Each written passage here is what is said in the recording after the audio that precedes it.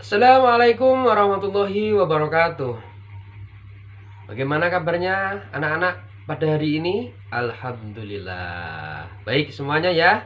Sehat semuanya ya? Alhamdulillah. Nah, pada kesempatan kali ini, pada pertemuan kali ini, Bapak akan menjelaskan mengenai materi yaitu tentang adab. Bagaimana seorang muslim adabnya itu terhadap orang tua dan guru.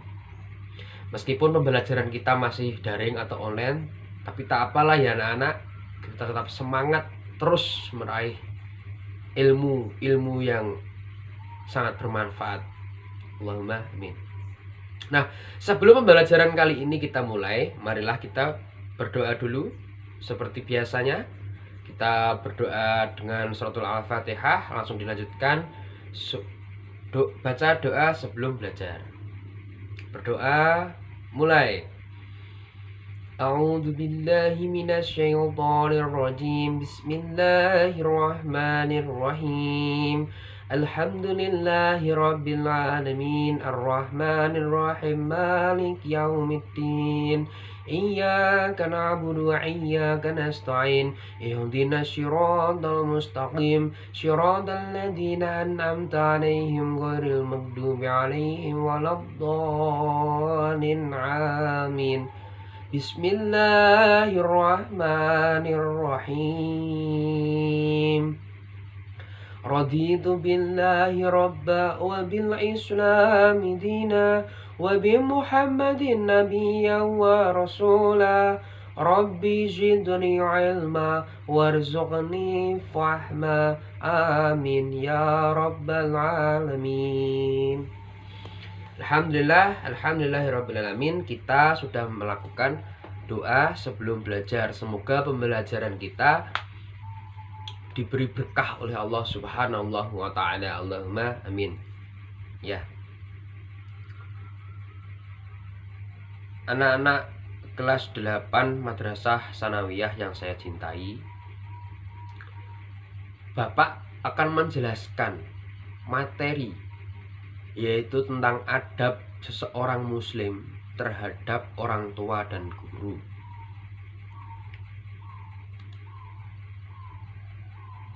Ya. Yang pertama itu terletak pada adab terhadap orang tua.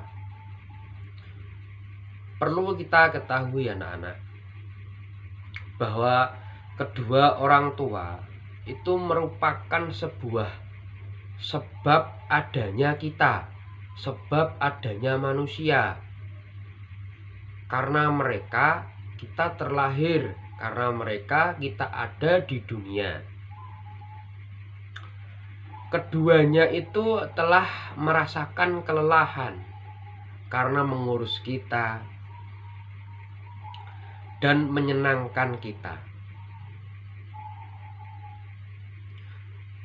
Kita lihat dari ibu mengandung 9 bulan. Kita lahir, kita nangis, setiap malam kita bangun dan ibu selalu dengan sayang. Bapak juga sayang terhadap kita. Dia tanpa merasa lelah gitu untuk merawat kita. Nah, maka dari itu Allah Subhanahu wa ta'ala mewajibkan kita atau hamba-hambanya berbakti kepada orang tua, terutama kedua ya, jangan bapak ibu tok, jangan bapak tok, jangan ibu tok, tapi keduanya harus berbakti kepada keduanya ya anak-anak ya. Bahkan Allah itu memposisikan seperti ini, bahwa bakti kepada orang tua itu setelah tauhid kepada Allah Subhanahu wa ta'ala. Maka ridho Allah itu ridhonya orang tua itu ridhonya Allah Subhanahu wa ta'ala. Jadi apapun itu kita harus menghormati, menghargai, ya kan? Harus berbakti kepada orang tua kita. Terus kita tuh kalau bergaul kepada orang tua kita harus dengan yang sikap yang baik, dengan sopan gitu. Nah, yang selanjutnya itu Bapak akan menjelaskan adab bergaul dengan orang tua, yaitu sebagai berikut anak-anak.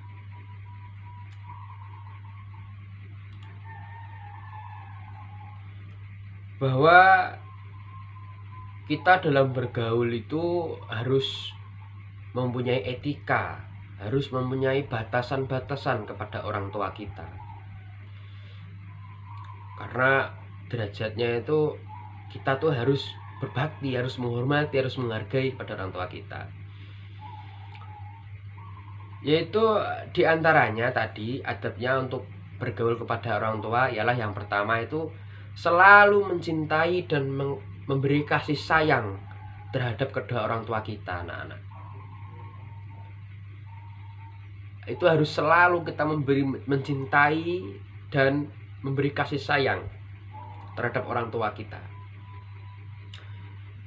Ya bisa kita aplikasikan, kita selalu menyayangi lah kepada orang tua, kita harus mencintai kepada orang tua gitu. Kalau disuruh ya berangkat, kalau disuruh apa ya berangkat, kalau dinasihatin ya didengarkan, seperti itu. Terus yang kedua itu ada menaati keduanya. Nah di sini tuh harus ditaati perintah dari kedua orang tua kita itu, anak-anak itu. Terus yang ketiga itu menanggung dan menafkahi orang tua. Jadi seperti ini, anak-anak. Kita kecil diberi susu, kita diberi makan. Setelah dewasa, kita menginjak umur 6 tahun atau 5 tahun baru TK. TK menginjak ke SD, SMP, SMA, bahkan sampai kuliah, sarjana. Kita dinafkahi, kita dibiayai oleh orang tua kita. Nah, maka dari itu kita juga nanti kalau orang tua kita sudah sepuh, sudah tua, sudah renta, tidak bisa mencari uang, kita yang wajib harus memberi nafkah kepada orang tua kita. Terus yang keempat itu menjaga perasaan keduanya, yaitu dan berusaha membuat ridho orang tuanya dengan perbuatan dan ucapan. Nah di sini itu kita kalau berkata itu yang bagus, jangan sampai menyakiti perasaan kedua orang tua kita lah, gitu, seperti itu, anak. Terus yang kelima, tidak memanggil orang tua dengan namanya, yaitu dosa itu kalau memanggil dengan namanya. Makanya harus manggil dengan sebutan bapak, ibu, mama, ayah, seperti itu, anak-anak. Terus yang keenam, ketika bapak itu kita tuh tidak duduk ketika keduanya berdiri, seperti itu. Dan tidak mendahulunya ketika dia berjalan. Jadi orang tua tuh posisi kalau dia berdiri, kita jangan duduk. Terus kalau kita jalan, jangan mendahulunya, seperti itu, anak-anak ya. Terus yang ketujuh itu tidak mengutamakan istri dan anak daripada kedua orang tua. Nah di sini kita tuh meskipun kita sudah punya istri atau suami, tidak boleh urusan orang tua itu dinomorduakan, harus dinomorsatukan. Apapun yang terjadi harus dinomorsatukan, seperti itu, anak-anak. Terus yang 8 itu mendoakan kedua orang tua, ya, baik itu sudah wafat ataupun masih hidup. Nah terus kita doakan semoga mereka selalu beribadah, punya iman yang kuat gitu. Kita Al-Fatihah namanya setiap hari, setiap kita sholat, lantunkanlah doa-doa kita untuk kedua orang tua kita, anak-anak. Terus selanjutnya yaitu berbuat baik kepada kawan-kawan orang tua setelah orang tua kita itu meninggal, seperti itu. Terus yang selanjutnya yang ke-10 itu tidak mencaci maki kedua orang tua. Jangan dibanding-bandingkan, kamu itu loh pak seperti ini, kalau dibanding bapak si saya, bapak si dia itu sangat jauh. Itu tidak boleh, anak-anak ya. Tidak boleh membanding-bandingkan, tidak boleh mencaci maki, seperti itu. Terus yang ke-11 itu tidak mengeraskan suara melebihi suara kedua orang tua kita, demi sopan santun tadi ya terhadap orang tua. Terus yang ke-12 itu menjawab panggilan mereka dengan jawaban yang lembut, yang sopan, yang lunak seperti itu. Dalam nggih, dalam bahasa Jawa seperti itu ya. Terus yang ke-13, bersikaplah rendah hati dan lemah lembut kepada orang tua, seperti mereka melayani kita dulu. Lembut, dengan penuh kasih sayang, penuh cinta gitu. Bahkan kita tuh harus melayani mereka tuh menyuapi makan dengan tangan kita bila keduanya itu sudah tidak bisa atau tidak mampu gitu. Jadi kita yang harus melayani mereka dengan mengutamakan keduanya itu di atas tadi istri dan anak-anak kita itu. Anak dan istri kita itu nomor 2 kan. Kita harus nomor 1 kan kedua orang tua ya anak-anak ya. Terus yang ke-14, tidak mengungkit-ungkit kebaikan kita kepada orang tua ya, karena itu tidak boleh. Jangan mengungkit-ungkit kebaikan kita terhadap orang tua. Wah ini loh Pak, saya itu kemarin gajian 10 juta saya kasihkan ke Bapak 6 juta. Nah itu tidak boleh itu diungkit-ungkit itu ya. Terus yang terakhir itu janganlah memandang kedua orang tua dengan pandangan yang sinis atau tajam gitu. Kalau bahasa Jawa mentiling itu tidak boleh ya. Nah itu bagaimana adab bergaul kepada orang tua, terhadap orang tua ya. Terus yang selanjutnya itu adab kita terhadap guru. Jadi gini, adab yang harus kita miliki atau kita perhatikan dalam bersikap selaku murid terhadap guru, yaitu sebagai berikut ya.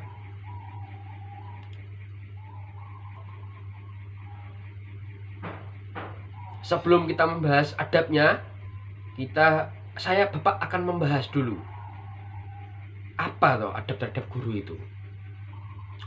Jadi gini anak-anak, sosok guru itu tidak akan pernah lepas dari kehidupan kita.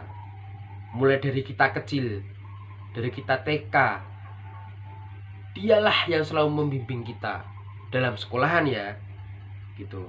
Jadi sampai dewasa pun kita tuh akan terus mengingat dengan sosok guru itu.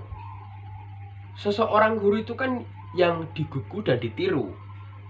Itu menyalurkan ilmu pengetahuannya kepada kita anak-anak, agar kita itu menjadi seorang yang dapat berkarya sesuai dengan bakat, prestasi, dan kualitas yang kita miliki. Seperti itu.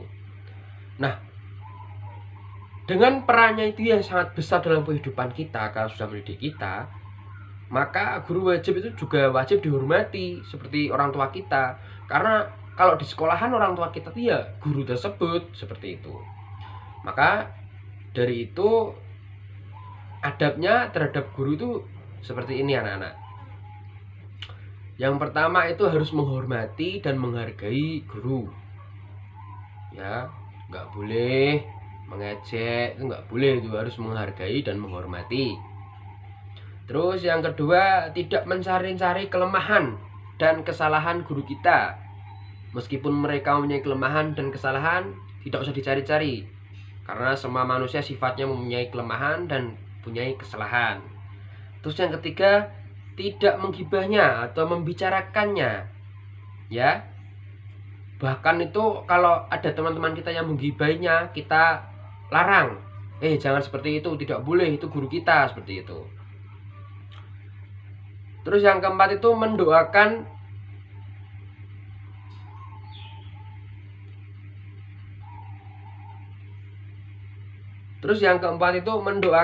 dari kejauhan. Semoga diberi pahala atas ilmu yang telah guru kita sampaikan kepada kita. Seperti itu anak-anak. Terus yang kelima, mengambil manfaat dari kebaikan guru dan tidak mencontohnya. Andai kita melakukan atau jadi seperti ini. Yang poin kelima itu mengambil manfaat dari kebaikan sang guru kita dan tidak mencontohnya andai guru kita itu melakukan kekhilafan seperti itu. Terus yang keenam itu menisbatkan ilmu yang ia ajarkan kepadanya, karena hal itu mengangkat kedudukan di mata manusia seperti itu. Terus yang ketujuh itu menjaga adab berbicara dengan berdiskusi dengannya sopan seperti itu, mempunyai yang lembut, halus gitu. Terus yang kedelapan, taat kepada guru kita dalam semua perkara kecuali perkara yang maksiat kepada Allah Subhanahu wa taala dan Rasulullah Shallallahu alaihi wasallam. Terus yang kesembilan tuh bertutur katalah dengan lemah lembut dan penuh rendah hati kepada guru kita ya anak-anak. Seperti itu.